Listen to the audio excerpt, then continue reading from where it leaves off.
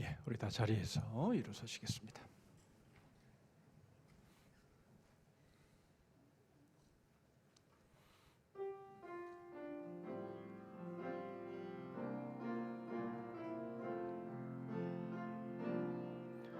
주님과 함께하는 이 고요한 시간, 주님의 보좌 앞에 내 마음을 쏟네. 모든 것 아시는 주님께 감출 것 없네. 내 마음과 정성 다해 주 바라나이다.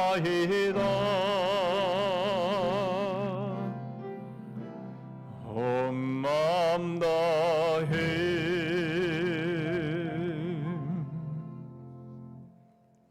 청년이 무엇으로 그의 행실을 깨끗하게 하리이까? 주의 말씀만 지킬 따름이니이다. 내가 전심으로 주를 찾아 싸우니 주의 계명에서 떠나지 말게 하소서. 내가 주께 범죄하지 아니하려 하여 주의 말씀을 내 마음에 두었나이다.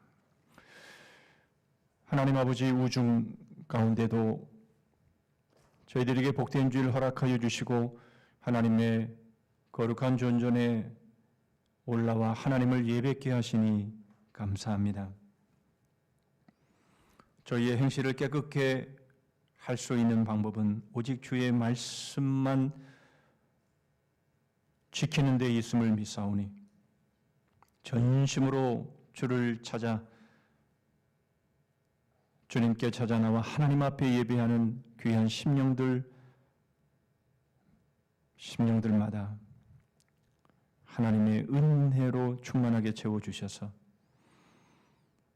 범죄하지 아니하고 주의 은혜 가운데서 늘 경건하게 살아가는 복된 성도들 되게 하여 주시옵소서.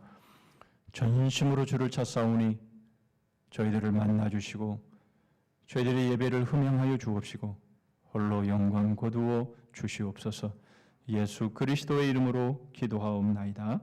아멘.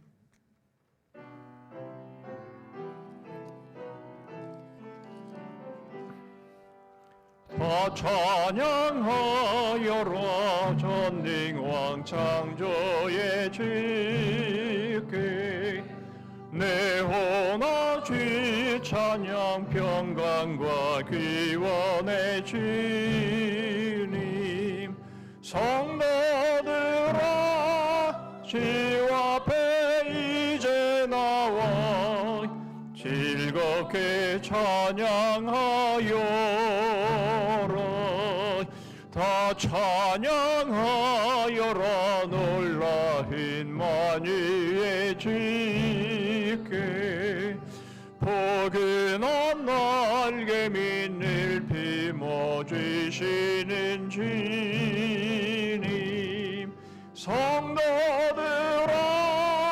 주님의 뜻 안에서 내 소원 다 이루리라. 다 찬양하여라. 온 몸과 마음을 바쳐 이 세상 만물이 주 앞에 다 나와 찬양 성도들아 기쁘게 소리 높여 영원히 찬양하여라.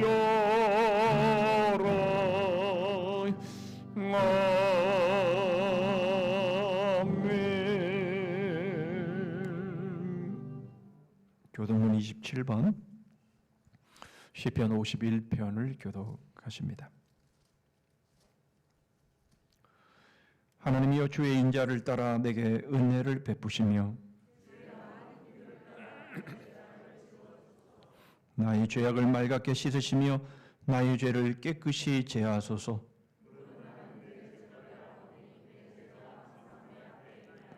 내가 주께만 범죄하여 주의 목전의 악을 행하여 싸우니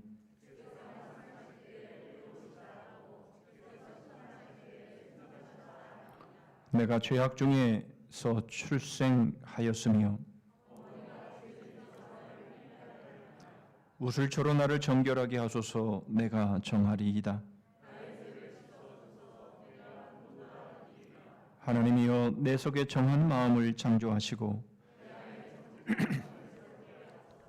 아멘.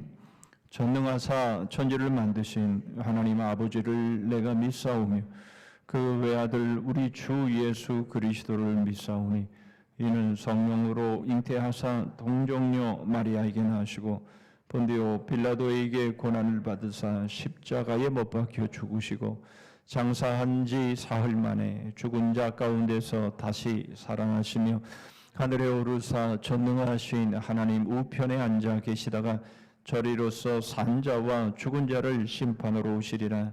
성령을 믿사오며 거룩한 공예와 성도가 서로 교통하는 것과 죄를 사하여 주시는 것과 몸이 다시 사는 것과 영원히 사는 것을 믿사옵나이다. 아멘.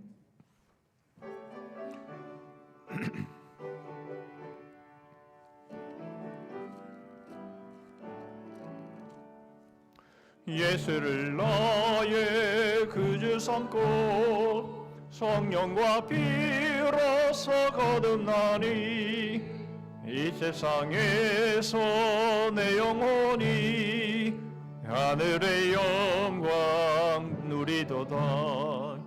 이것이 나의 간증이요 이것이 나의 찬송일세. 나 사는 동안 끊임없이 그지를 찬송하리로다.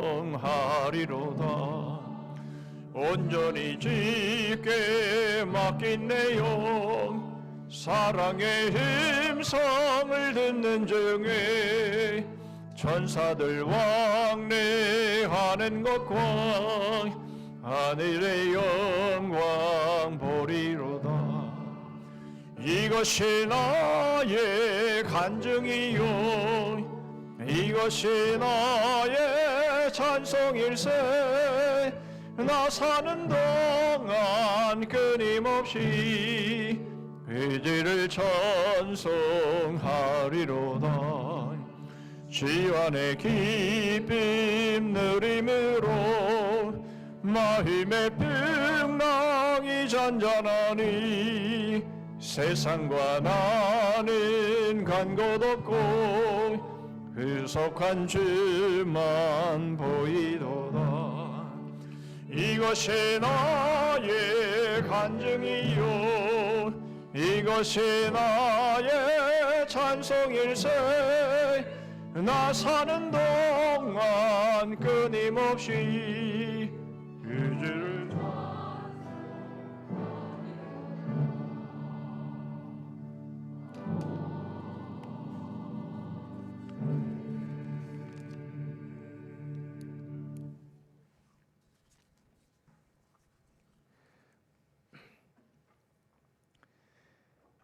가정의 달 계절의 여와 5월에 사계절의 모든 날씨를 경험하게 하므로 날씨 하나로도 인간에게 한없는 겸손을 가르쳐 주신 하나님, 오늘 또 거룩히 지키라고 명하신 주님의 날에 이 복된 자리에 불러주셔서 대면 예배와 영상 예배로 하나님 앞에 열과 성을 다해 예배 드릴 수 있도록 허락하심에 감사드리며 저희들이 드리는 이 예배를 통해 하나님께서만 영광을 받으시고 예비하신 은혜를 충만하게 내려 주옵소서.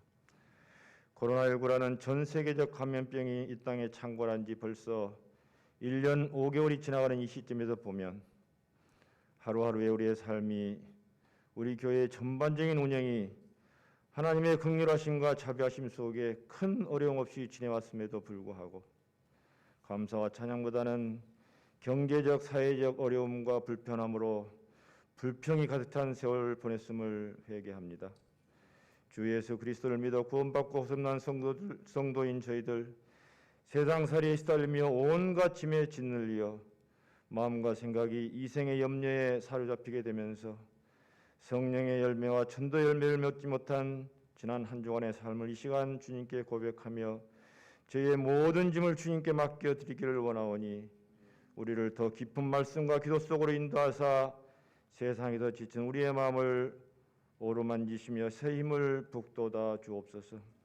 우리의 믿음 생활에 무엇이 부족해서 문제가 되는 게 아니라 버릴 것이 너무 많은데 무엇을 버려야 할지를 몰라 믿음이 자라나지 않음을 고백하며 정확한 처방을 위한 하나님의 지혜를 구하기를 원하오니 저희에게 지혜와 명철을 허락해 주옵소서. 이제 한 달 후면 우리 교회 설립 60주년을 맞게 됩니다. 사람의 나이가 들면 그 나이에 걸맞는 품격과 처신을 해야 사람들이 칭찬하듯이 설립 60년을 앞둔 우리 교회도 주님께서 우리 교회에 맡긴 사명 얼마나 잘 감당하며 진행하는지 제대로 방향을 잡고 잘 나아감으로 그 나이에 맞는 열매를 맺음으로써 하나님께 칭찬받는 교회인지 생각해 봅니다. 예배와 교육과 교제가 하나님을 흡족하게 하며 우리에게는 감사와 기쁨이 넘치는 그런 교회로 회복과 치유의 역사가 있고 이 교회를 출입하는 모든 성도의 삶이 변화되고 새로워진 은혜가 있는지 돌아봅니다. 주여, 우리 교회는 한국 기독교의 어려운 현실이 그대로 반영되어 나타나는 그런 교회가 아니라 변화와 혁신을 통해 이 지역사회에 꼭 필요한 존재 이유를 갖고 하나님께 영광을 올려드리는 교회가 되기를 원합니다. 이를 위해 이번 교회 구성원 모두가 한마음으로 교회를 위해 기도하고 교회의 모든 면에 관심을 갖고 심사숙고하는 한 달이 되기를 원합니다. 교회 설립 60주년을 맞이하며 진행되는 행사들이 하나님께 기쁨과 영광이 되는 행사가 되게 하시고 특별히 이번 임지식을 통해 교회에 꼭 필요한 충성된 일꾼들이 세워지게 하옵소서. 또한 모든 직분자들이 한마음으로 교회를 사랑으로 섬기게 하시고 겸손으로 옷 입고 주님의 몸된 교회를 섬기게 하옵소서. 세례 다 되시는 하나님 아버지, 코로나19의 재확산을 막아주시고 계획대로 백신의 수급과 접종이 이루어지므로 하루바삐 일상화 생활이 회복되게 하시며 감염자들을 주님의 손으로 치료해 주시고 방역당국과 의료진들의 노고를 이루하시며 건강을 지켜주시고 그들을 붙잡아 주옵소서. 이념과 지역 세대 간의 갈등이 심화되는 한국 사회를 불쌍히 여기시사 주님의 은혜로 박힌 담이 허물어지고 입법, 사법, 행정 모든 부분에서 정의가 행해지므로 부동산과 주식으로 부자가 되는 그런 사회가 아니라 대다수의 국민이 그렇지 못해 소외감을 느끼며 분노하는 그런 사회가 아니라 옳고 성실하게 땀 흘리며 사는 사람들이 대접을 받는 사회가 되게 하사 국민이 하나 되게 하시고 그 하나된 힘으로 세계가 부러워하는 국가로 우뚝 서게 하옵소서. 가정의 달에 가정의 의미를 돌아보며 우리 교회에 속한 모든 가정의 부부들이 그리스도와 교회의 관계처럼 서로 사랑하며 복종하는 관계가 되게 하시며 자녀에게 믿음의 본을 보임으로 신앙의 유산이 이어지게 하시고 육신의 낙함과 정신적인 고통 속에 있는 성도들에게 치유와 회복의 은혜를 내려 주옵소서. 젊은 청년들의 삶에 큰 그늘로 깃들어져 있는 학업과 진학, 취업, 결혼의 문제에 하나님의 은혜로 희망의 새가 비춰지게 하옵소서. 시간 단위에서 오신 목사님, 영육간의 강건함을 허락하시고 하나님께서 그리스도의 능력 있는 사랑이 넘치는 우리 주의 사자가 되도록 성령님께서 역사하여 주옵소서. 준비하여 선포하시는 말씀이 하나님의 살아 움직이는 능력 있는 말씀을 태어나게 하셔서 우리 마음밭에 뿌려지게 하시고 그 말씀이 자라나 우리의 삶이 하나님께서 기뻐하시는 귀한 열매로 하나님 앞에 아름답게 드려지는 귀한 변화가 있게 하여 주옵소서. 할렐루야. 중창단의 찬양을 부르는 자나 듣는 자 모두 한 마음으로 올려드리오니 하나님 기뻐 받으시길 원하오며 이 모든 말씀 이 시간도 살아 역사하시는 임마누엘 예수님 이름으로 기도드립니다.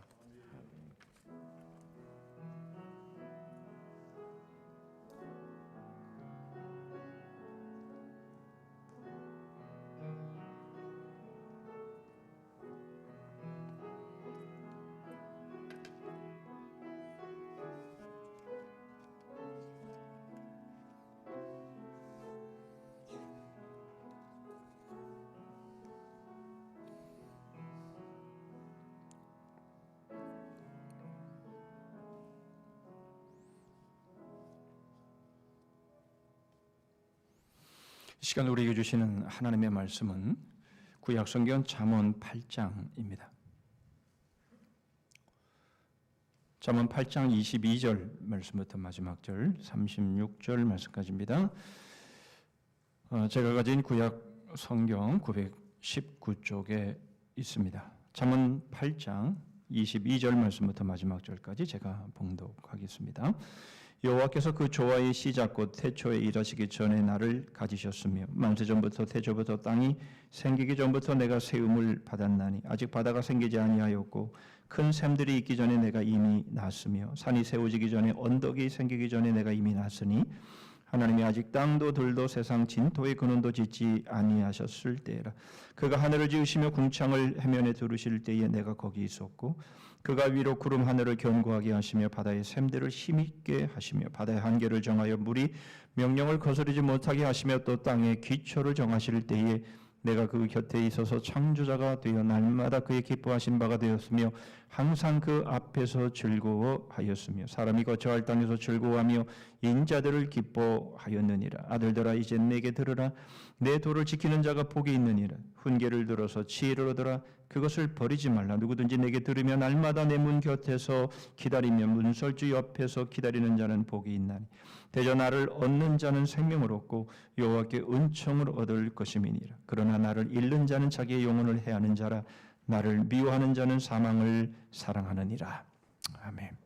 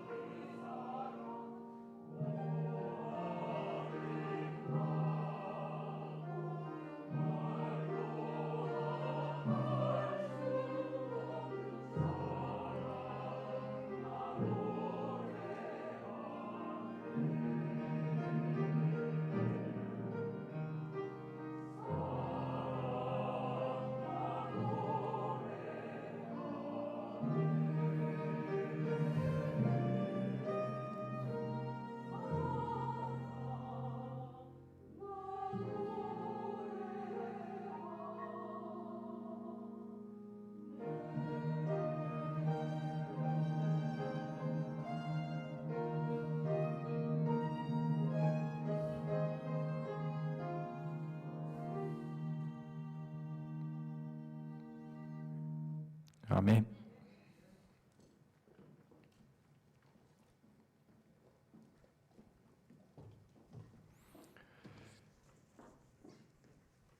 오 놀라워라. 하나님의 그 아름다운 사랑, 그 사랑을 오늘도 저희들이 노래합니다. 저희의 왕으로 오시고 저희의 메시아로 오시고 저희의 구원자로 오셨음에도 예수님을 십자가에 못 박아 죽인 그런 무지한 저희들입니다. 저희들이 예수 그리스도를 저희의 구주로 영접했음에도 여전히 예수 그리스도를 주인된 자리에서 몰아내버리고 저희 자신이 왕이 되어 주인 행세하는 그런 저희들의 무지한 자들입니다. 그럼에도 불구하고 저희들을 끝까지 사랑하시고 저희들을 품어주시고 지켜주시고 은혜 주시고 여기까지 인도하셨음을 감사합니다. 그 아름다운 사랑, 놀라운 사랑을 저희들 노래합니다. 이것이 사랑임을 느끼며 경험하며 고백하며 오늘도 이 사랑을 높이며 노래하오니 주님 감사합니다. 저희들의 노래를, 저희들의 찬양을, 저희들의 예배를 받아 주시옵소서. 베푸신 주의 은혜와 사랑에 감사해서 이 시간 저희 마음을 물질에 담아 하나님 앞에 올립니다. 모든 것이 하나님의 것이며 하나님의 것으로 저희들에게 맡겨주셨음을 고백하여 수입의 11조를 드립니다. 여러 가지 감사의 제목으로 나아갑니다. 저희들의 사명 비전 감당하기를 소원하여 작정한 것 드리며 교회 안팎으로 소외되고 가난한 이들을 위해 저희 귀한 것 나누며 주님의 귀한 그 사랑과 그 살아계심이 저희들의 이 섬김을 통해서 아름답게 증거되기를 원하오니 주님 저희들의 재물이 기쁨의 재물 예물 되게 하여 주시옵소서. 저는 한 주간도 주의 몸된 교회를 위해 수고의 땀 기도의 눈물 희생의 피를 흘린 섬김들을 받으옵소서. 이 시간에 주시는 말씀을 통해서 큰 위로와 격려가 되게 하시고 도전이 되게 하시고 더 열정 있게 주를 복음을 교회를 하나님의 나라를 섬기는 저희들 되기를 원하옵고 예수 그리스도의 이름으로 기도하옵나이다. 아멘. 영화 남한산성이 이토록 처절하게 절망적인 상황들만 보여주는 와중에 유일하게 빛나는 한 가지가 있었는데요. 바로 배우 김윤석과 이병헌이 각각 연기한 김상헌과 최명길의 썰전이 바로 그것입니다. 상헌의 말은 지극히 의로우나 그것은 그저 말에 지나지 않사옵니다. 상헌은 말을 중히 여기고 삶을 가벼이 여기는 자이옵니다.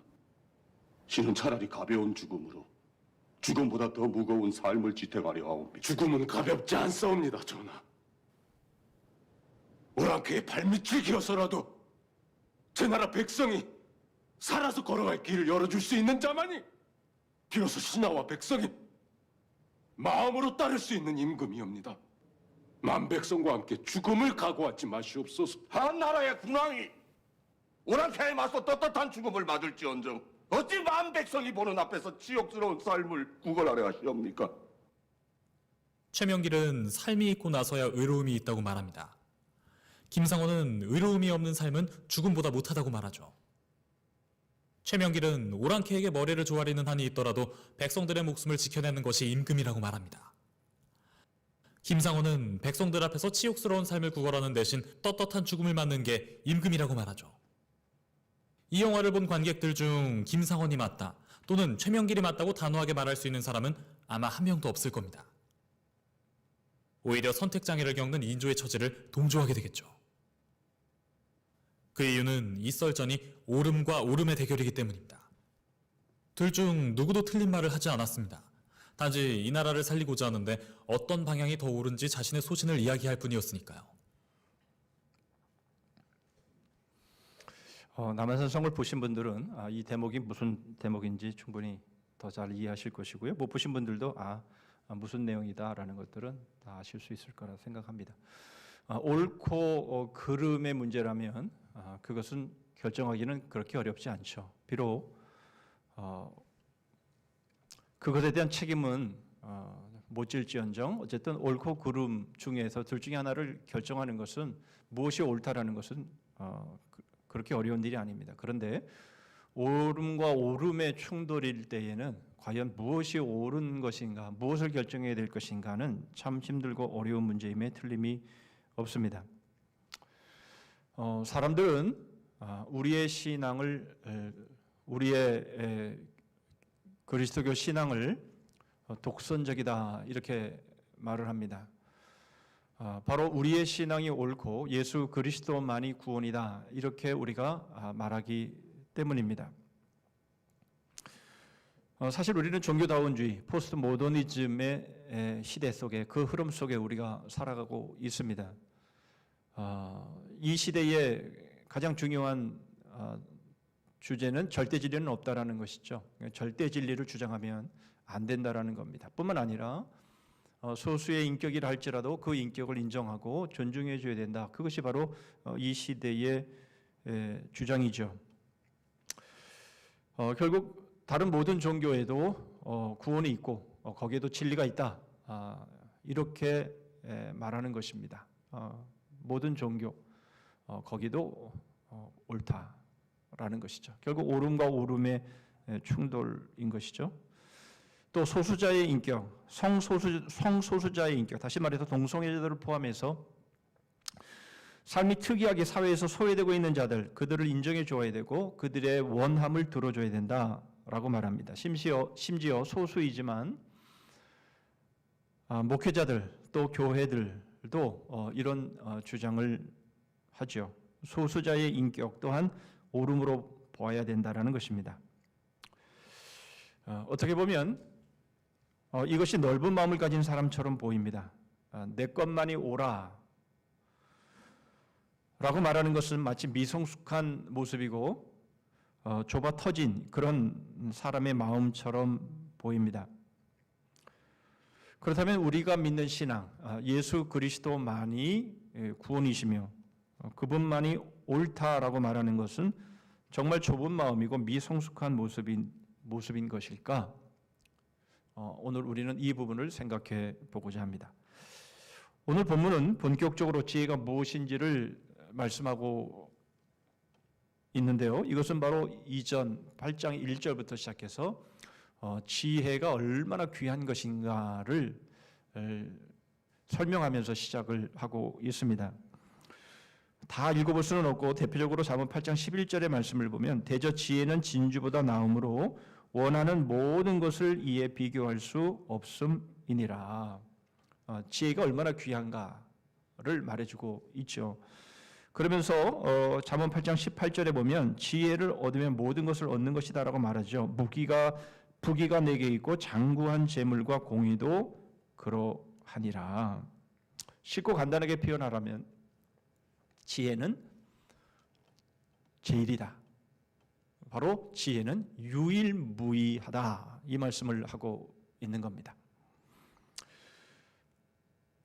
그렇다면 왜 지혜가 제일이고 유일무이한지 오늘 본문의 말씀을 통해서 우리는 생각해 보겠습니다. 첫 번째로는 지혜의 기원을 통해서 옳음의 의미가 무엇인지, 두 번째로는 이 지혜의 역할을 통해서 옳음의 실체가 무엇인지, 그리고 지혜를 대하는 자세를 통해서 옳은 삶이란 어떤 것인지를 보겠습니다. 먼저 우리 22절을 보시면서 지혜의 기원을 보십니다. 여호와께서 그 조화의 시작 곧 태초에 일하시기 전에 나를 가지셨으며, 태초에 일하시기 전에라는 바로 이 말은 쭉 이어지는 다음 절들을 통해서 잘 설명이 되는데, 한 단어로 표현하라면 그것은 천지창조이죠. 천지창조 이전부터 지혜는 존재해 오고 있었다. 그 말씀을 하고 있는 겁니다. 26절만 보시면 하나님이 아직 땅도 들도 세상 진토의 근원도 짓지 아니하셨을 때에라 이렇게 말씀하고 있습니다. 지혜의 기원이 언제인지는 정확하게 말을 할 수 없습니다. 그렇지만 이 지혜의 이 기원은 천지가 창조되기 이전부터다라고 하는 것은 분명한 것이죠. 여러분, 이것이 의미하는 바가 무엇입니까?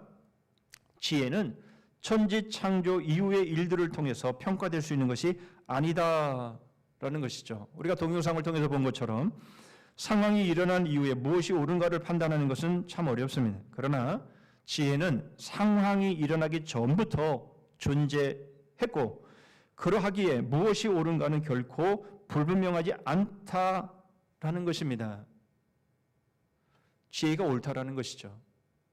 지혜가 모든 것이 생기기 이전부터 존재해 왔기 때문에 이 지혜는 옳은 것이다. 그 말씀을 하고 있는 겁니다.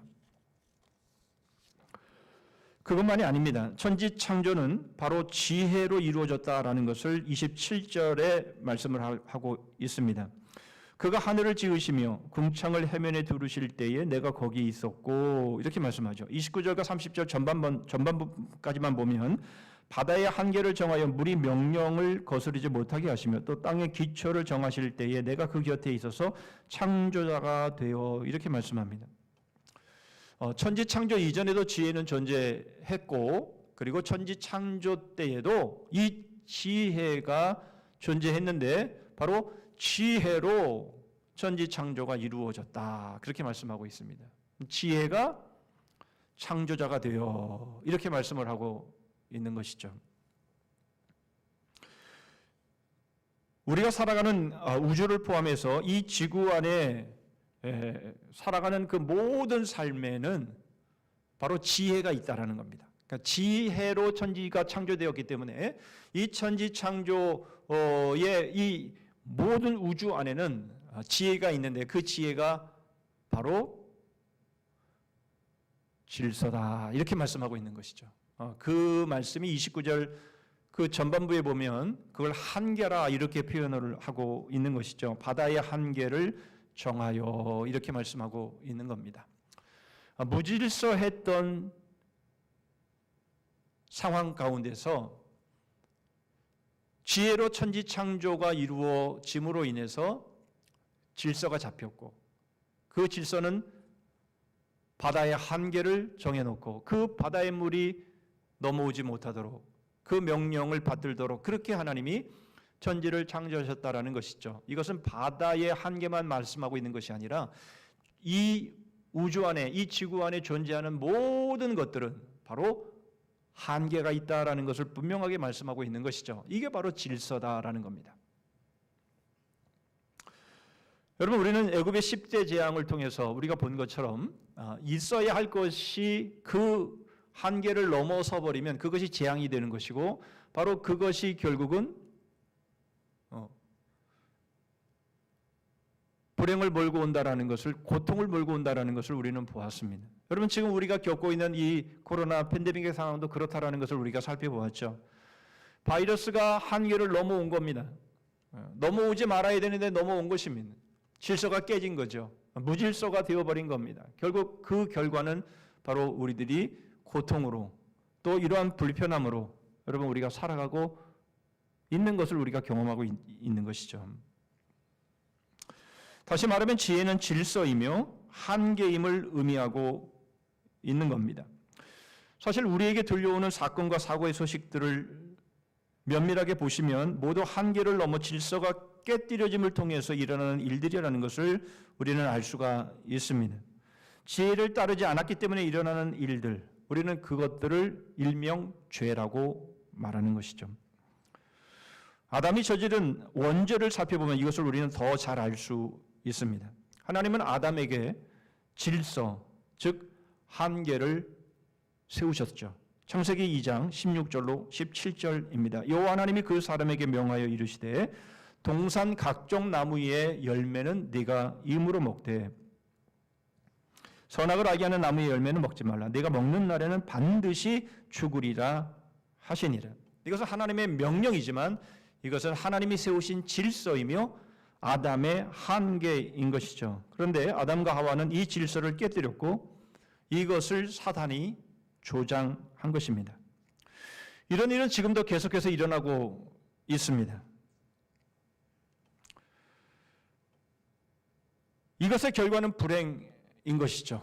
우리가 경험하고 있는 이 상황들이 그것을 잘 보여주고 있습니다. 결국 사탄은 지혜의 방해꾼이며 지혜의 원수인 겁니다. 사탄은 계속해서 인간으로 하여금 지혜를 거스리고 질서를 깨뜨리고 한계를 넘어서게 합니다. 그래서 우리를 계속해서 미혹하고 우리에게 속닥거리면서 야, 네가 네 인생의 주인이야. 그러니까 네가 네 마음대로 해도 돼. 뭐 사람들 눈치 보고 뭐 하나님 눈치 보고 그럴 거 뭐 있어. 네 마음대로 해. 이렇게 한계를 넘어서게 우리를 유혹하고 그래서 우리로 죄를 짓게 하죠. 그런데 우리가 다시금 보는 것처럼 그 결과는 고통이고 불행인 겁니다. 지혜는 천지창조 이전에도 그리고 천지창조 때에도 존재하므로 그 어떤 오름에 앞서 있음을 우리에게 보여주고 있는 겁니다. 여러분 무슨 말입니까? 바로 오름에도 오리지널한 오름이 있고 그리고 그 다음에 생겨지는 이미테이션, 유사품의 오름이 있다라는 것을 우리에게 말해주고 있다라는 거죠. 과연 우리는 어떤 오름을 택해야 할까요? 두말할 것도 없이 우리는 오리지널한 오름을 택해야죠. 여러분 진짜가 있는데 그 짝퉁을 우리가 택하겠습니까? 여러분 오리지널한 원초적인 오름 바로 우리는 그것을 택해야 되는 것이죠. 그것이 진정으로 옳은 것이기 때문에 그렇습니다. 지혜는 질서를 지키는 것이고 만일 질서가 깨졌다면 그 중에서도 최선의 질서를 지키는 것 바로 그것이 지혜를 따르는 것이 맞죠. 우리가 한계를 넘어서서 죄를 지었다고 해도 그 죄를 회개하고 다시 한계를 넘어가지 않도록 해야 하는 것입니다. 이것이 바로 지혜를 따르는 것이며 오름이며 이것이 질서인 겁니다. 아유 뭐 이미 버렸는데 뭐 난 이미 몸을 이미 버렸어. 나의 삶은 이미 망해버렸어. 그러니까 뭐 어떻게 되든 모르겠어. 될 대로 되라지. 여러분 이렇게 하는 것은 지혜가 아니라는 것이죠. 비록 우리가 한계를 넘어서 내가 주인 행세를 함을 통해서 내가 죄를 짓고 내가 일을 망가뜨렸다 할지라도 무질서하게 만들어버렸다 할지라도 그것을 회개하고 돌이켜서 다시 질서를 회복하고 다시 내 한계를 회복하게 되어진다면 여러분 그것은 얼마든지 다시 기회가 주어지는 것이며 그것이 지혜이고 그것이 바로 오름이라는 것입니다. 여러분 그렇다면 이제 남한산성이라는 영화로 한번 다시 돌아가 보시면 어떨까요? 오랑캐의 다리 밑을 기어가는 한이 있더라도 백성을 살리는 것이 여러분 그것이 오름입니까? 아니면 다 망하더라도 자존심을 지키고 명예를 지키고 그렇게 하는 것이 오름입니까? 여러분들이라면 여러분들이 인조라고 한다면 그 당시에 일어났던 그 난감한 상황 속에서 우리는 과연 어떤 결정을 어떤 오름을 우리는 택할까요? 여러분 어떤 것이 정답일까요?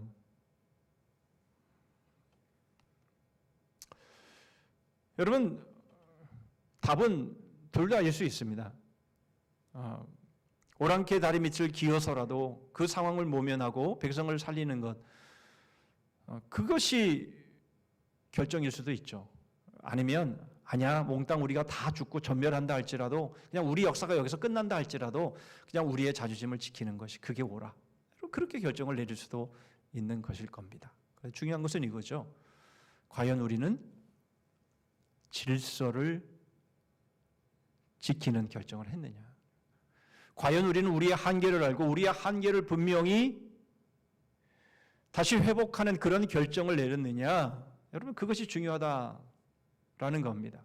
여러분 마이클 샌델의 그 정의란 무엇인가라는 그 이슈가 얼마 전에 많이 회자되었던 시간들이 있었는데요. 여러분들은 과연 정의가 무엇이라고 생각을 하십니까? 그 시작하면서 이런 문제점으로 제기를 하죠. 브레이크가 망가진 기관차가 이제 기관사가 몰고 가는데 계속 직진하면 5명이 죽고 그 방향을 틀면 1명이 죽게 되는데 과연 어떻게 하는 것이 옳음이냐, 어떻게 하는 것이 정이냐라는 라는 질문으로 이제 시작을 하죠. 여러분들은 어떤 결론을 내리셨습니까? 그냥 직진을 해서 5명이 죽는 게 정의입니까? 오름입니까? 아니면 방향을 틀어서 희생을 최소화해서 1명이 죽는 것이 그것이 정의고 그것이 오름입니까? 여러분들은 어떤 답을 얻으셨습니까? 역시 마찬가지라는 것이죠. 여러분, 우리의 답은 이것입니다. 우리의 오름은 이겁니다. 질서를 회복하는 것이죠. 무질서의 삶에서 질서를 회복하는 것입니다. 우리의 한계를 알고 우리의 한계를 분명히 하는 것이죠. 여러분, 그렇게 해서 내려진 결정이라면 직진을 해서 5명이 죽건 아니면 방향을 틀어서 1명이 죽건 간에 여러분, 그것은 바로 제대로 내린 결정이 되는 것이죠. 그것은 하나님만이 아시죠. 자기의 이익으로 했는지, 자기가 죽기 싫어서 겁을 먹어서 그렇게 결정을 내렸는지 그것은 누구도 모르죠. 그것은 하나님만 아시는 겁니다. 그러나 중요한 것은 이겁니다. 오름이란 질서를 세우는 것이고, 비록 잘못했다 해서 무질서가 되었다 할지라도 다시 그 질서를 회복하는 것이고, 내 한계를 넘어섰다면 그것에 대해서 분명히 잘못했음을 인정하고 다시 자기의 한계를 바로 하는 것, 바로 그런 결정이 지혜를 따르는 것이며 그게 옳은 것이며 그것이 바로 그리스도인이 가야 할 결정이고 삶이다라는 겁니다.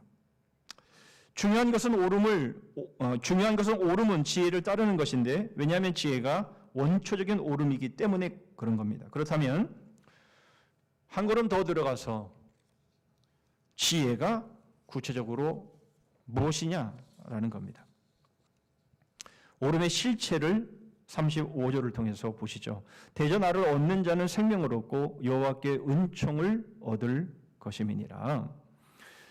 여기서 나를 얻는 자는, 여기서 나는 지혜를 말하죠. 지혜를 얻는 자가 생명을 얻게 되고 바로 그 사람은 하나님의 은총을 얻게 될 것이다, 이렇게 말씀하고 있습니다. 여기서 은총이란 하나님의 호의, 이렇게 원어상으로는 되어 있습니다. 이것을 의역해서 은총이라는 말로 설명을, 해석을 하고 있는 것이죠. 여러분, 우리는 여기서 두 가지를 생각해 볼 수 있습니다. 여러분, 지혜를 얻는 것은 그것은 생명을 얻는 것이다. 이 말씀이 우리에게 말씀하고 있는 것은 우리에게 주어진 생명이 얼마나 귀한가라는 것을 알아야 된다라는 것입니다. 여러분, 우리는 지금 살아있는 우리의 이 생명을 그냥 당연한 것처럼 우리는 그렇게 생각할지 모릅니다. 뭐 태어났으니까 살았고 살았으니까 여기까지 왔지. 우리는 이렇게 생각할지 모릅니다. 그렇지 않다라는 것이죠. 또 어떤 분들은 삶이 고통스럽고 삶이 불행해. 어머니 왜 날 낳으셨나요? 뭐 그런 노래도 있는 것처럼 우리의 삶이, 현실의 삶이 고통스러우니까 나에게 주어진 이 생명이 빨리 끝나버리기를 원하는, 여러분, 이러한 모습들도 우리 안에는 있는데 그렇지 않다라는 겁니다. 지혜를 얻는 자가 생명을 얻는 것이다라는 이 말씀, 바로 이러한 사람이 하나님의 은총을 입을 것이다라고 말씀하고 있는 이것은, 여러분, 이 생명이 얼마나 귀한 것인가라는 것을 깊이 있게 알아야 된다는 것이에요. 그러면 불행에도 생명이 있는 것이 복이라는 말입니까? 분명히 그렇다라는 것이죠. 오늘 본문은 그것을 말씀하고 있는 겁니다. 여러분, 지혜를 얻는 자가 생명을 얻는다라고 말씀하시는, 이것이 하나님의 호의를 잊게 될 것이다라고 말씀하시는 바로 이것이야말로, 여러분, 우리가 지금 생명을 갖고 있다라고 하는 것은, 이것은 너무나 감사한 일이고, 장로님 기도하셨지만 우리가 없어서 우리가 하나님 앞에 감사 못하는 것이 아니라 너무 비울 것이 많은데 우리가 비우지 못해서 그런 건 아닙니까? 여러분, 우리가 칼럼에도 썼습니다마는, 여러분, 하나님께서 우리에게 주신 시간이 얼마나 귀합니까? 여러분, 시간을 억만금으로 살 수 있습니까? 그런 시간을 우리가 지금 가지고 있는 것 아닙니까? 이 귀한 것을 가지고 있는데 그것보다 덜한 것을 좀 덜 가지고 있다고 해서 그것이 무슨 그렇게 막 금수저니 흙수저니 뭐 그런 수저 타령을 할 이유가 무엇이 있느냐라는 겁니다. 여러분, 생명이 얼마나 귀한 것인가라는 것을 여러분, 우리에게 말씀하고 있는 것 아닙니까? 그렇다면 한 걸음 더 들어가서 두 번째로 우리가 생각해 볼 내용은 이겁니다. 이 생명이 뭐냐라는 거죠.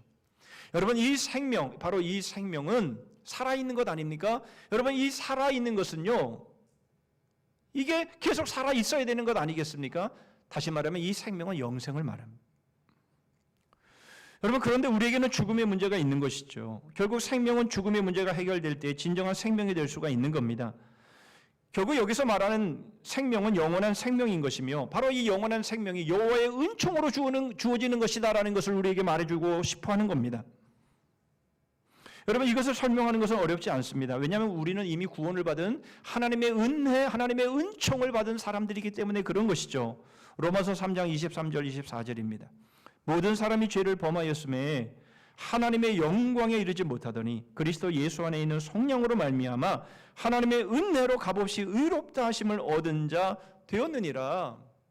여러분, 모든 사람이 죄를 범하였음에, 여러분, 모든 사람이 질서를 깨뜨리고 한계를 넘어서서 결국 죽음을 맞이할 수밖에 없는 그런 존재들이었다라는 것이에요. 그런데 하나님께서 우리에게 호의를 베풀어 주셔서, 하나님이 우리에게 은총을 베풀어 주셔서, 하나님이 우리에게 은혜를 베풀어 주셔서 여러분, 우리에게 생명을 주셨다라는 겁니다.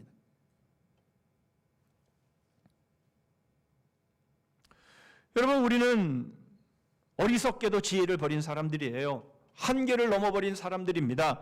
여러분, 질서를 깨뜨려버린 사람들이에요. 결국 생명을 다 잃어버린 사람들, 그런 존재들이었습니다. 그러나 우리에게 지혜를 주심으로 우리에게 생명을 얻게 하셨는데 바로 그것이 여호와 하나님의 은총의 은혜다. 그렇다면 여러분, 지혜가 곧 우리에게 영원한 생명을 주는 실체인데 우리에게 영원한 생명을 주시는 분은 누구이십니까? 예수 그리스도 아니십니까?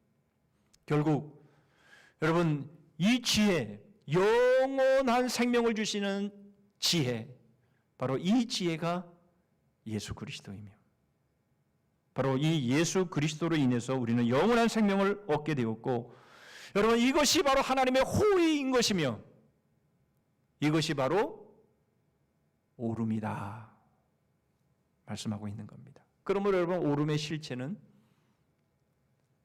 예수 그리스도입니다. 우리가 그것을 잘 알 수 있는 것은 36절의 말씀을 통해서도 볼 수가 있습니다. 그러나 나를 잃는 자는 자기의 영혼을 해하는 자라. 나를 미워하는 자는 사망을 사랑하느니라.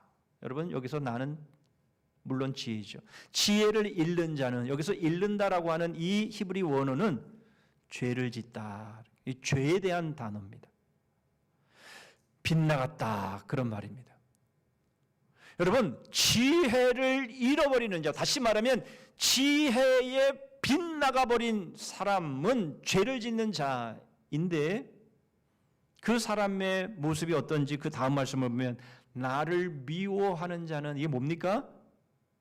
예수 그리스도를 영접하지 않는 자를 말하죠. 그는 사망을 사랑하느니라. 결국 사망을 겪게 된다, 그 말씀을 하고 있는 것이죠.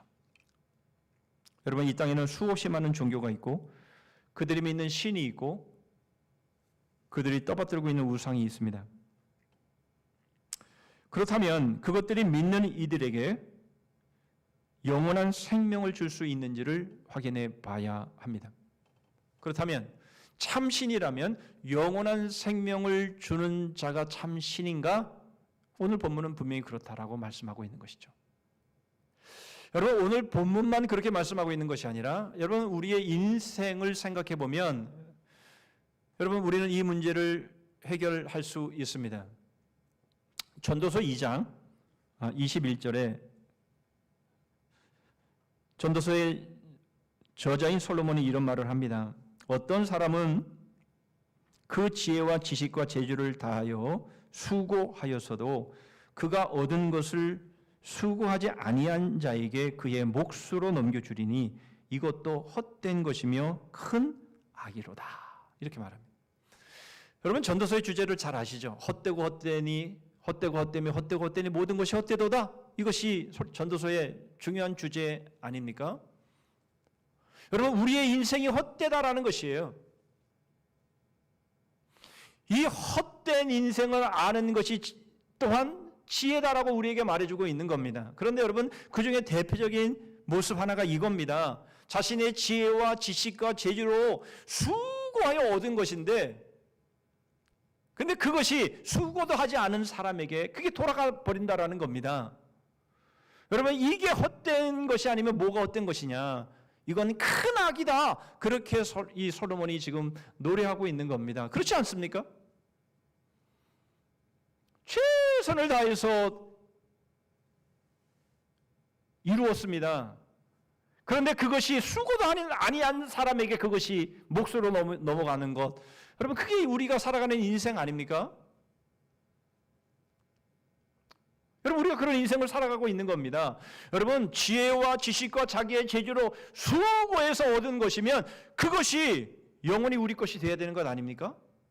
그래야 그것이 의미가 있는 것이고 그게 옳은 것 아니겠습니까? 그런데 그렇지 못하는 거예요. 왜요? 우리가 죽어버리니까. 그렇게 열심히 모아놓고 그렇게 열심히 수고해서 이루었지만, 그러나 여러분, 그거 다 놓고 가야 되는 것이에요. 그 헛된 것 아닙니까? 그리고 수고하지도 않은 자가 그것을 차지하는 겁니다. 이 큰 악 아닙니까? 여러분, 이것이 해결돼야 되는 겁니다. 여러분, 종교가 이 문제를 해결해 줘야 되는 것 아닙니까? 여러분, 신이 이 문제를 해결해 줘야 되는 것 아닙니까? 여러분, 이것을 해결하려면 어떻게 해야 됩니까? 죽음을 해결해야죠. 여러분, 죽음의 문제가 해결되어야 우리가 이 땅에서 열심히 최선을 다해서 수고하고 지혜와 지식과 재주로 모은 바로 이것들을 여러분, 우리가 영원히 소유할 수 있는 것 아니겠습니까? 그렇죠. 수고해서 얻은 이 모든 것들을 영원히 우리의 것으로 만들 수 있도록 하는 것이, 그것이 진정한 종교고 진정한 신의 모습이 아니겠습니까? 그게 옳은 거지. 아니면 다 헛된 것인데, 여러분, 이것을 해결하지 못하면 다 헛된 겁니다. 다 헛된 거예요. 뭘 믿어도 다 헛된 겁니다. 아닌가요? 그 부귀와 영화를 누렸던 솔로몬도 이 문제를 해결하지 못합니다. 그냥 헛되고 헛되다, 헛되고 헛되다, 모든 것이 헛되다 그러고 있는 거죠. 그런데 솔로몬보다 더 뛰어난 지혜에 우리 주님께서 이 문제를 해결하신 것이죠. 어떻게 해결하셨습니까? 요한복음 11장 25절 26절입니다. 예수께서 이르시되 나는 부활이요 생명이니 나를 믿는 자는 죽어도 살겠고 무릇 살아서 나를 믿는 자는 영원히 죽지 아니하리니 이것을 네가 믿느냐? 여러분, 예수 그리스도 즉 지혜를 얻는 자는 육신은 죽음 이후에 부활하게 될 것이고 영혼은 죽음을 경험하지 않게 될 것이다. 그렇게 우리에게 말씀하시면서 여러분, 우리는 결코 죽음으로 끝나는 인생이 아니다 라는 것을 우리에게 말씀하시고 있는 것이죠. 우리 주님이 십자가에서 우리가 죽어야 될 것을 대신 죽으시면서 우리의 죽음의 문제를 해결하신 겁니다. 여러분, 또 하나 마태복음 6장 19절 20절입니다. 너희를 위하여 보물을 땅에 쌓아두지 말라. 거기는 좀과 동록이 해하며 도둑이 구멍을 뚫고 도둑질을 하느니라. 오직 너희를 위하여 보물을 하늘에 쌓아두라. 거기는 좀이나 동록이 해하지 못하며 도둑이 구멍을 뚫지도 못하고 도둑질도 못하느니라. 무슨 말입니까? 여러분, 이 땅에서 우리의 지혜와 지식과 재주를 통해 수고롭게 여러분 우리가 이룬 이 모든 것들이 영원히 우리들에게 주어진다라는 겁니다.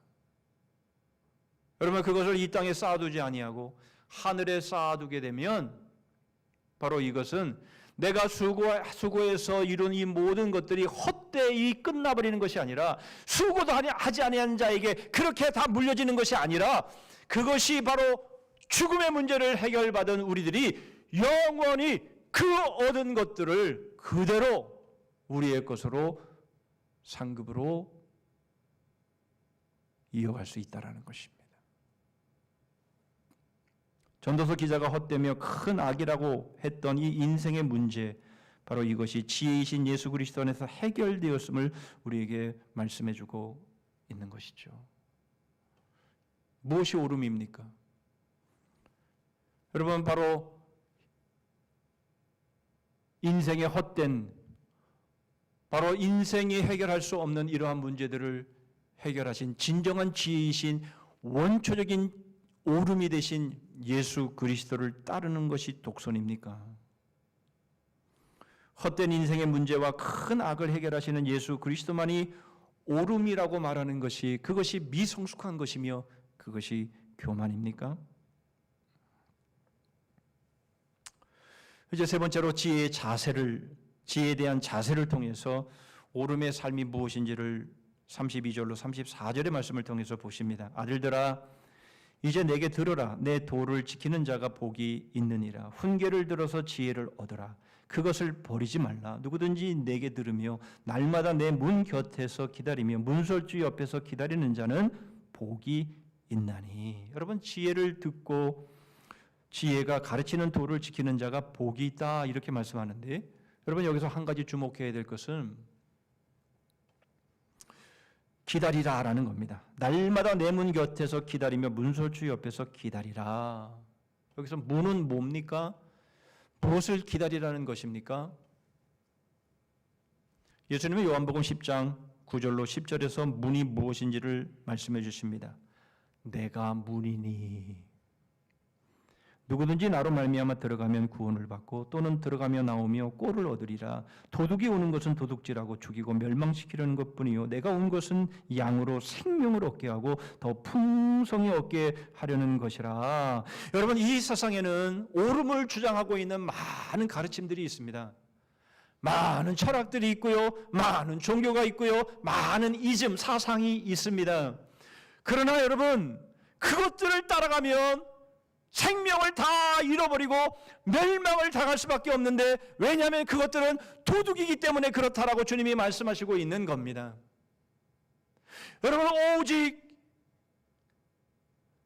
우리의 지혜이신 예수 그리스도, 바로 그분의 말씀을 따르고 그분을 기다리며, 여러분 그분의 오름을 따를 때만이 생명을 얻게 되고 더 풍성한 생명을 얻게 된다라고 우리에게 말씀하고 있는 것이죠.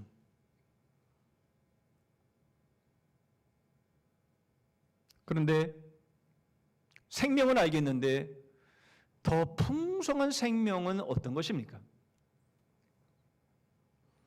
마태복음 25장 21절에 이렇게 말씀합니다. 그 주인이 이르되 잘하였도다. 착하고 충성된 종아, 네가 적은 일에 충성하였음에 내가 많은 것을 네게 맡기리니 내 주인의 즐거움에 참여할지어다 하고, 이 말씀은 5달란트 맡긴 자, 2달란트 맡긴 자가 5달란트를 남기고 2달란트를 남겼을 때에 주인이 칭찬하면서 하신 말씀인데, 늘 강조해서 말씀을 드리지만 토시 하나 틀리지 않습니다.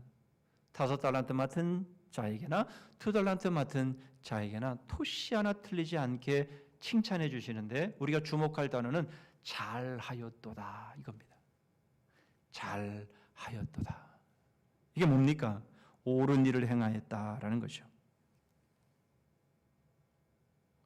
여러분, 바로 이렇게 옳은 일을 행한 5달란트 남긴 5달란트 맡은 자, 2달란트를 남긴 2달란트 맡긴 자, 바로 그들에게 잘하였도다. 너희들이 옳은 일을 행하였도다라고 말씀하시면서 더 풍성한 생명을 주시더라라는 거예요. 10달란트를 맡아서 또는 4달란트를 맡아서 더 풍성한 바로 그 생명의 삶을 누리게 하시더라라는 겁니다. 요한계시록 2장 4절의 말씀에도 보면, 그러나 너를 책망할 것이 있나니 너희의 처음 사랑을 버렸느니라. 에베소 교회에 대한 말씀이시죠. 책망할 것이 있나니. 여러분, 이것은 에베소 교회만이 아니라 버가모, 두아디라, 사대, 라오디게아 교회도 마찬가지로 책망을 받습니다. 무슨 말입니까? 옳고 그름이 분명하다라는 겁니다. 여러분, 적당히는 없다라는 것이에요. 여러분, 우리는 그렇게 생각합니다. 아유, 뭐 털어서 먼지 안 나올 사람 어디 있어? 뭐 다 죄인이지. 틀린 말은 아니죠만은, 그러나 그렇게 인생을 살면 안 된다라는 겁니다. 옳고 그름이 분명히 있다라는 것이에요. 책망할 것이 있나니 옳음을 행하지 아니하고 그릇 행하게 되면 책망을 받는다라는 것이에요. 아유, 은혜 안에서 뭐 다 좋은 게 좋은 거지. 그게 아니라는 거예요. 여러분, 그 안에서도 옳고 그름이 분명하다는 겁니다. 옳은 일을 행했으면 잘하였도다. 그릇 행하였으면 책망을 받게 되어 있는 것이에요. 바로 그 결정이 어디에 있습니까? 바로 문 옆에 서서 날마다 예수 그리스도께서 우리에게 말씀하시고 우리의 이름을 부르시면서 우리에게 말씀하시는, 여러분, 그 말씀을 따라서, 그 말씀을 간절히, 그 말씀을 따라서 살아가는 그 삶이 결정한다라는 겁니다. 왜냐하면 우리 주님의 말씀이 원초적인 옳음이기 때문에 그런 것입니다. 여러분, 정말 옳으십니까? 지금까지 살아온 여러분들의 삶이 정말 옳으십니까? 지금 여러분들의 생각이 정말 옳으십니까? 앞으로 우리가 살아가는 우리들의 삶의 방향은 정말 옳은 것입니까? 예. 예수 그리스도의 바로 그 음성을 따라 날마다 매 순간마다 그 원초적인 옳음이며 지혜인 바로 그 말씀을 따라 살아가는 그 삶이 옳음입니다. 그럴 때에 잘하였도다. 우리를 칭찬해 주실 것이며 우리에게도 풍성한 것들로 맡겨주셔서 우리로 영원히 그 삶을 누리게 하실 겁니다. 여러분, 우리 인생은 헛되지 않습니다. 아무도 해결하지 못했죠. 솔로몬도 해결하지 못하고 이 세상의 어떤 종교도 해결하지 못하지만, 그러나 우리의 지혜이신 예수 그리스도, 바로 그분은 이 헛된 인생의 문제를 해결하셨고, 바로 우리의 삶이 진정으로 승리하는 삶이 어떤 것이며 진정한 지혜로운 삶이 어떤 것인가를 우리에게 분명하게 보여주시고 우리를 인도해 가시는 것이죠.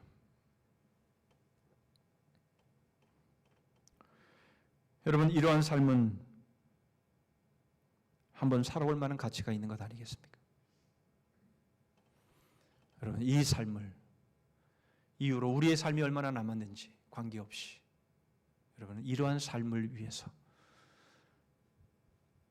우리의 모든 것을 올인하는 여러분, 진정한 지혜자의 삶을 사시기를 주님의 이름으로 축복합니다. 아멘. 기도하겠습니다. 하나님 아버지, 무엇이 옳음인지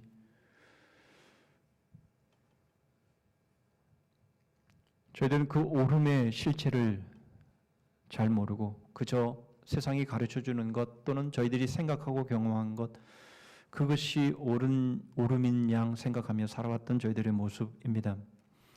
그러나 주님, 원초적인 옳음, 바로 그 옳음은 오직 지혜이신 예수 그리스도이심을 믿사오니 하나님, 저희들이 바로 이 인생의 헛됨을 해결하시고 저희들의 삶이 정말 가치 있고 정말 아름다운 그런 삶이 될 수 있음을 저희들에게 보여주신 그 말씀을 따라서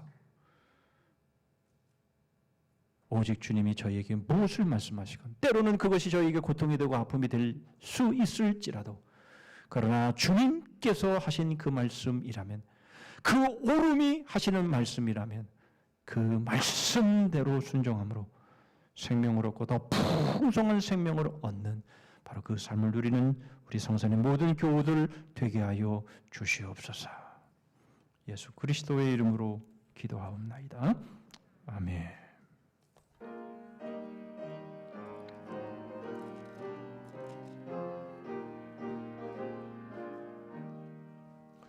옳은 길 따르라 의의 길을 세계 만민의 참된 길 이 길 따라서 살기를 온 세계에 전하세 만 백성이 나갈 길 어두운 밤 지나고 동튼다 환한 빛 보아라 저 빛 주 예수의 나라 이 땅에 고독했네 오겠네 주 예수 따르라 승리의 주 세계 만민이 나아갈 길과 진리요 참 생명 내 장검을 비쓰고 다 따르라 화평왕 어두운 밤 지나고 동튼다 환한 빛 보아라 저 빛 주 예수의 나라 이 땅에 고독했네 오겠네 놀라운 미소식 알리오라 세계 만민을 구하려 내 주 예수를 보내신 참 사랑의 하나님 만 백성이 따를 길 어두운 밤 지나고 동튼다 환한 빛 보아라 저 빛 주 예수의 나라 이 땅에 고독했네 오겠네 고난 길에 치고 찾아온 길 많은 백성을 구한 길 모두 나와서 믿으면 온 세상이 마침내 이 진리에 살겠네 어두운 밤 지나고 동튼다 환한 빛 보아라 저 빛 주 예수의 나라 이 땅에 고독했네 오겠네 기도합니다. 아들들아 이제 내게 들으라 내 도를 지키는 자가 복이 있느니라 대전하를 얻는 자는 생명을 얻고 여호와께 은총을 얻을 것임이니라. 지금은 우리 구주 예수 그리스도의 은혜와 하나님 아버지의 다함이 없으신 사랑과 성령 하나님의 교통하심과 복주심과 끝까지 승리케 하심이 유일무이한 지혜 대신 옳음 대신 예수 그리스도의 말씀을 조차 때로는 힘들고 어렵고 때로는 고통스러운 순간이 있을지라도 끝까지 그 말씀의 순종함을 통해 생명을 얻고 더 풍성히 얻는 바로 그 옳음의 삶을 살기로 소원하며 다짐하는 심령들을 위해 가정과 일터 위에 있는 저꼬리 성산교회 그리고 열방 위에 이제로부터 영원토록 함께 하실지어다. 아멘.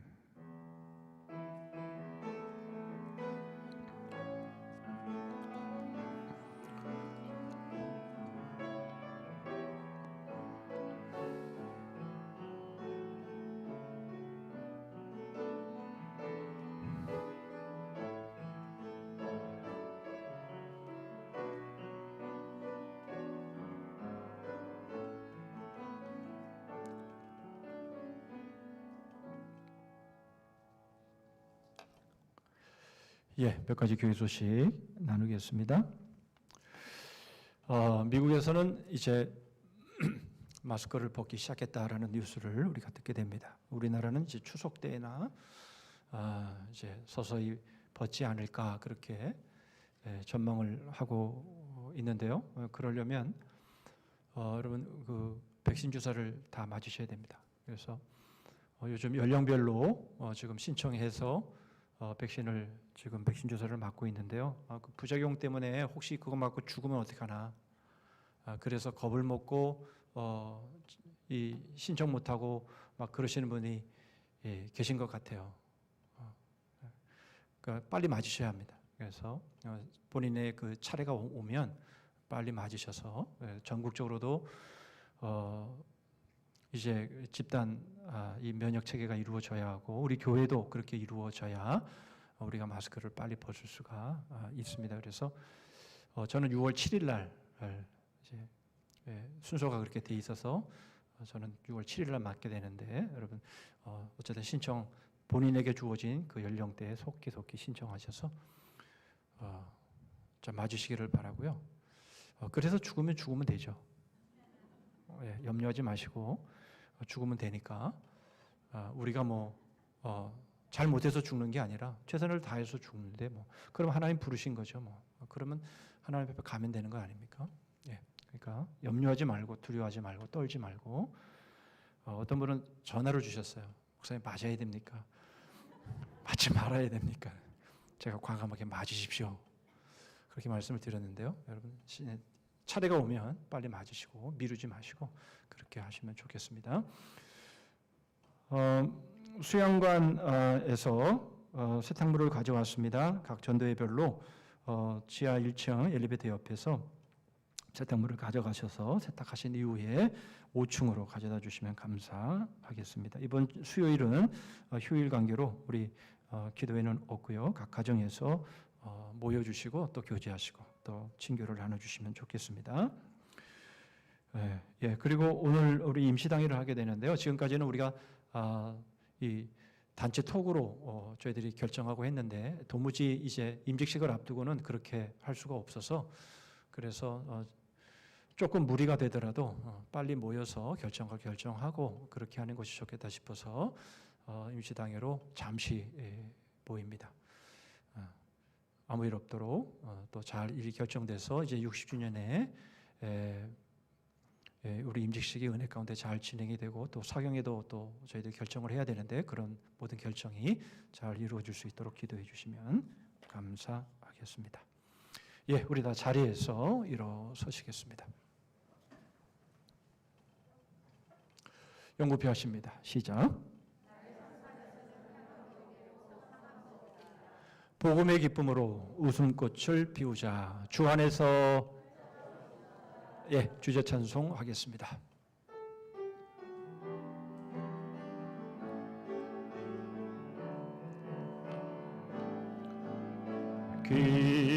기뻐하며 승리의 노래 부르리. 그 백성 주가 회복시키시네. 그 사랑으로 억눌렸던 자 모아 칭찬과 명성 얻게 하시네.